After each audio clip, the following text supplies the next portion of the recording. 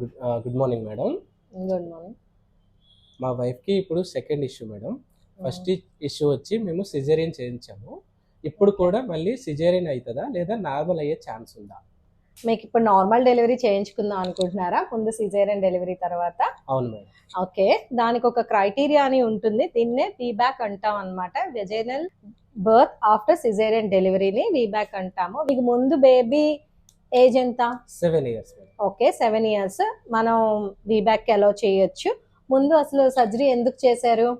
అది మా own interest madam. Okay, అది నాన్ రికరెంట్ ఇండికేషన్ అన్నమాట. ముందు surgeries non recurrent indications like breech presentation, ఎదురుకాళ్ళతో ఉన్న, బేబీ డిస్ట్రెస్ లోకి ఉన్న, లేకపోతే ప్లజెంటా ప్రివి అంటే మాయ అనేది కిందకు ఉండడం వల్ల ఏమైనా డెలివరీ చేసినట్టయితే మనం ఇప్పుడు నార్మల్ వెజనల్ డెలివరీకి అలౌ చేయొచ్చు అనమాట. అండ్ జెస్టేషనల్ ఏజ్ 37 weeks దాటి ఉండాలి.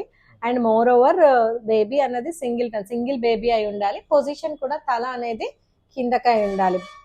కెఫాలిక్ ప్రెజెంటేషన్ అంటాం అనమాట. పెల్విస్ బాగుండాలి. ఉంటే మనం మీ సిచ్యువేషన్లోనే మీకు నార్మల్ డెలివరీ అలౌ చేయొచ్చు.